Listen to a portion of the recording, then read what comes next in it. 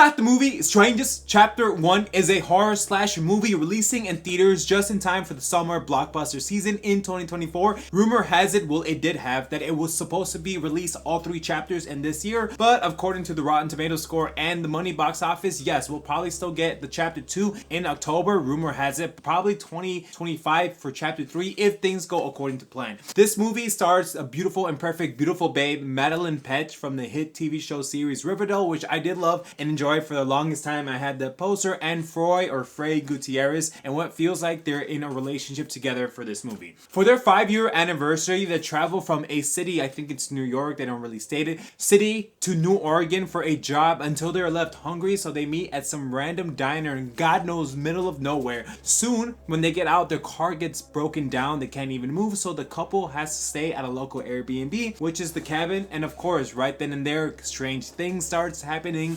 People are suddenly coming up to them like, yo, do you have salvation? Do you know who this person is? Looking for 3 strangers that are trying to kill them while they're inside the cabin. Will they stay and fight? Will they be alive? What's going on with chapter 2 and everything else? Find out as we talk about it. Before I even knew about the movie, I was like, chapter 1, I'm like, that's weird. But you know what? Some of the best trilogies are in life, such as Star Wars, the Halloween trilogy. So even something for horror like this, chapter 1, I was very excited to see what the series goes next, even before they did chapter 1 like in the theaters. I'm always the type of guy that likes sequels, trilogies, quadrilogies, because I like to see the movie stories progress, going further, deeper in with the mechanics of the relationship. But watching this movie in chapter 1, I'm just like, yeah, they're gonna have to do a lot of reshoots or terribly change the script for chapter 2, because yes, it's doing okay money in the box office, which will guarantee chapter 2's release date around October, I feel like, but then chapter 3 may not even come till next year. I mean, rumor has it before that was supposed to be released all 3 of this year, but of course, a lot of people said this is a remake of the 2008 film.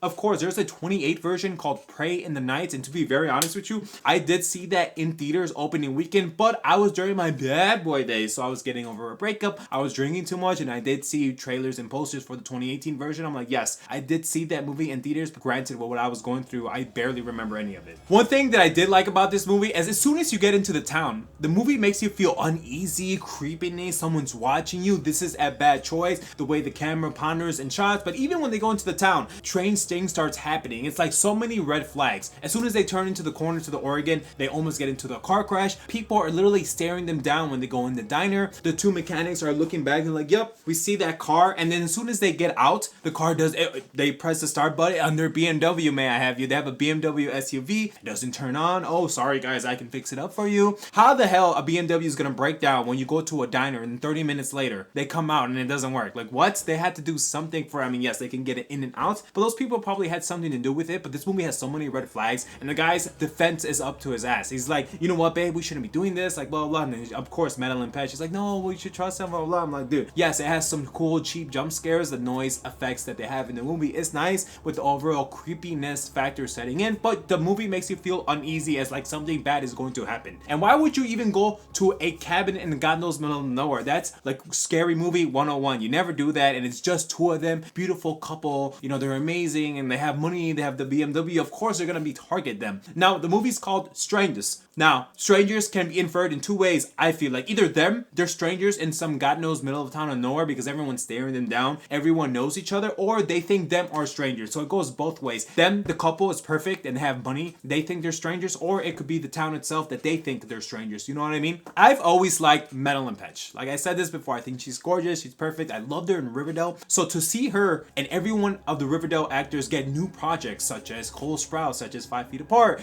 and of course Angela or Lily Reinhardt, such as that Chemical Romance MILFs. I like that she's devoting her acting chops to new horizons, but it's not her. She plays a great, beautiful girlfriend that's scared, you know, it's intense, but I just feel like everything around her, at the end of the day, this movie is just bland, it's generic, it's nothing that you've never seen before. And I'm sorry to be very honest with you, yes, in the theater I had a good time like I normally watch in the theaters, being scared, being jump scares, but taking my subjectivity out of the film, this just ends up being bland, generic. I wouldn't say boring because I did have a nice time. I always have a good time in the theaters, but being very honest with you guys, they have to do a lot of work on chapter 2 in order to make this trilogy, whatever they're doing, suffice or be worth it. It's not that she's bad in it, it's just that everything around her just is surface level. It's It's alright. It's things you've seen before. It's fine. It's cheap. It's just like, blah. Like Strangers when I was growing up. Oh my god, you know, this is a new genre. This is scary. But now it's just like, And don't get me wrong. Of course, I love watching movies in theaters, and I'm just being very honest with you. I would love to go see Chapter 2.